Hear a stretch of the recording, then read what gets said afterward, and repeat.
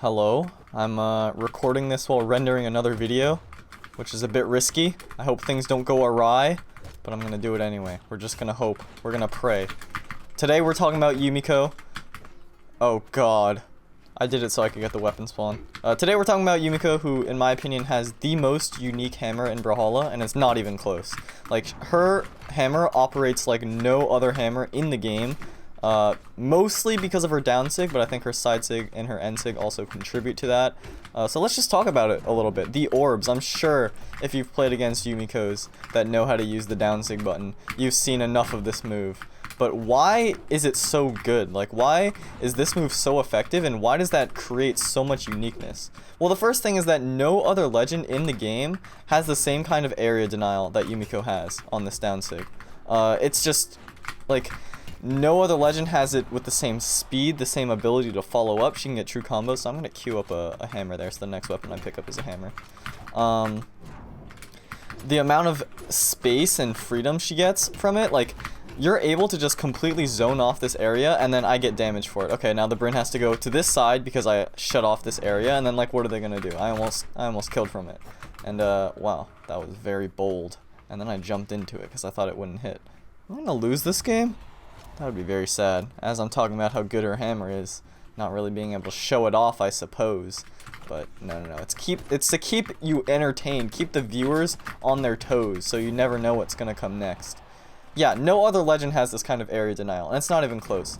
Like, not only is there no weapon that does the same things that Yumiko's hammer does, but no other hammer has it at all.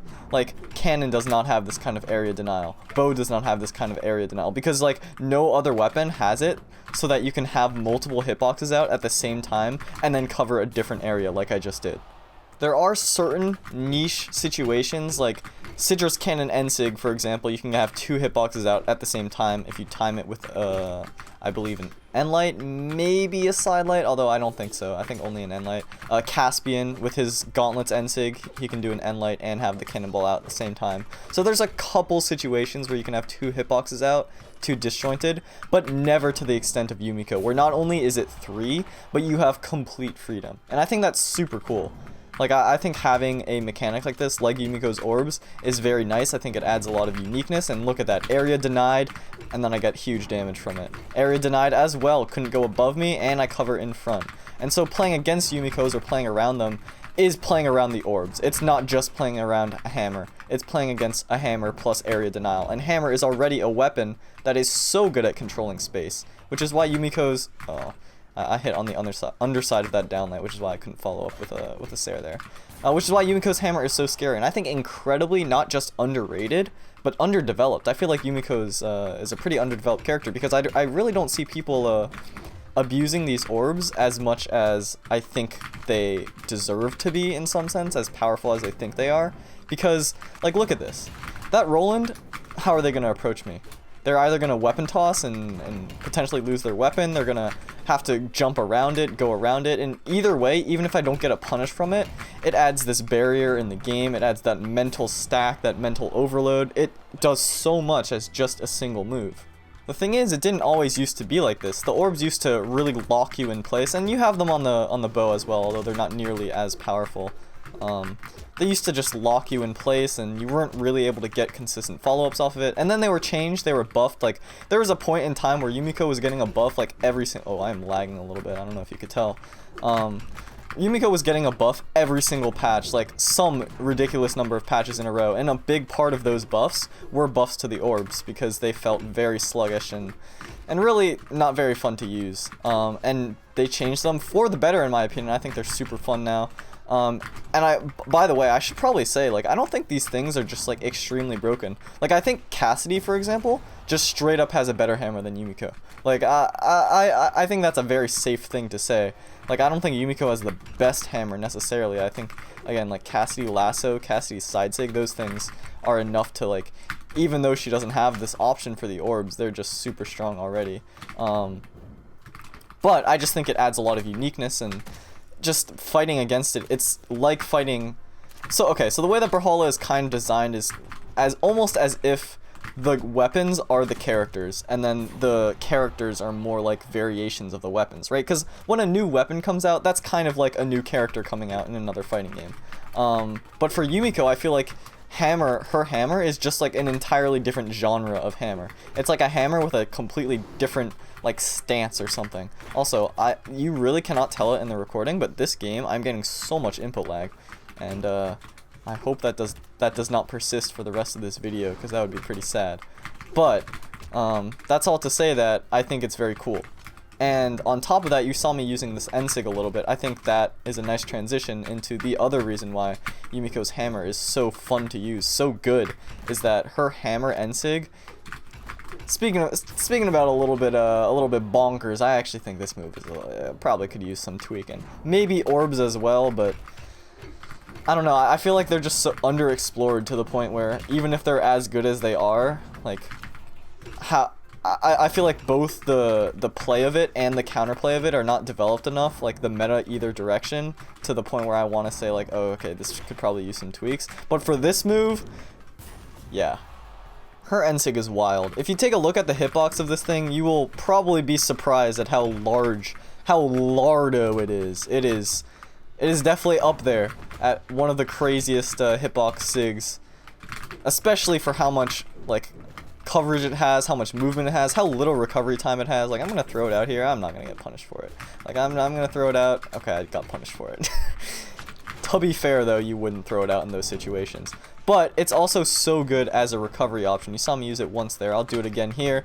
And it almost caught, and that would have been a spike kill. I'm going to do it once more just because I can. And I lived in those situations. Maybe I could have just lived with a normal dodge. But it's about the area you threaten. How much space is covered. And so that's kind of the same theme along with these orbs. Is not only do you have to contest against so much space on the ground, against these orbs, but also in an edgeguard situation off stage, because you have to remember that not only does she have a hammer recovery that can spike you, she has an N-Sig that can spike you. So even if you get above her and like get around her and everything like that, and punish her to the point where she has only a dodge left, you are still in danger. And not every legend is like that. A lot of legends with spikes have those kinds of situations where even if you're down this low, alright, the way this Val is edgeguarding me is just going under me and recovering, which allows me to live longer. So in some ways it's like, okay, maybe I'm not necessarily being able to show off the N-Sig strength and counter edgeguards, but at the same time I'm not really dying off stage because they're just recovering me, so not a bad thing.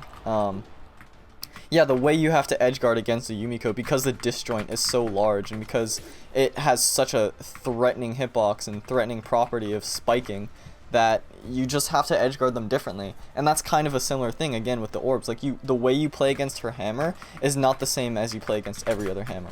And I think that's pretty cool. I like that a lot. I really like having unique SIGs like this. Like these orb down SIGs, and I say orb down SIGs, now there's a weapon orb in the game, so maybe I should say something different, like the spirit balls or whatever. But they're not killing SIGs. These SIGs will literally never kill, and I really like that. I like having utility signatures that aren't necessarily just, okay, this is going to be a strong hit. I mean, those are fine too. I downloaded the wrong way. Those are fine too, but I think it's just really cool to have utility SIGs as well. I think that adds a lot of variety to the different legends in the game. And I'm going to go off stage right now just so I can maybe show off if they try to edgeguard me. And that's death. So yeah, I'm a big fan of Yumiko's design. I'm not a Yumiko player at all. I think I have her maybe like level 10, maybe. But when I do decide on an off chance to pick her, I have a blast. I really enjoy it. I think she's a lot of fun to play, and I really like her design. So I think it's really cool to have legends that have unique properties like these orbs, even if you might think they're like, okay, these are super not fun to play against. I mean, yeah, maybe they're not fun to play against, or maybe they are, depending on how you like to look at the game and everything like that. It all depends person to person. But either way, I think those things can be like tweaked balance-wise, but design-wise, I think it's very cool to have more uniqueness in the legends than just weapons and just stats. Like having a unique hammer of her own, where edgeguarding her can be hard and playing against her on the stage can be hard for very different reasons than someone like Cassidy, where playing against, like, on stage against her is hard, but it's not necessarily because she has area denial, but because she has like a giant lasso that will just end your career, end your legacy, end everything, end your fortune, end your will. Yeah, I've died a lot to that move. I guess. I've also killed a lot with that move. That move, like, if you're a Cassie player, you know what I'm talking about. That lasso. You love that lasso. I love that lasso. Everyone loves that lasso. Unless you're on the receiving end of it, then it's probably not as fun. But why am I talking about Cassie in a Yumiko video? I don't know. Anyway, I don't want to talk too long. I kind of said what I want to say. Her side sig also, it's like a flying leap. I don't think that's like super unique or anything, but it is extremely fast and covers a lot of ground for a hammer signature. So that's kind of cool. It's a very good sig in my opinion. You may think I would die off stage there, but I would never in a million years. Because why? I am Yumiko. And Yumiko has 9 lives and tails. And is blind, but she can see better. It's like Daredevil, I think. I don't know the lore. I'm not a lore guy. I just know the in-game lore. And the in-game lore is that she is a chore to play against, but not as much as Thor, because he is a bore for me to have a sore thumb, because I just want to play more.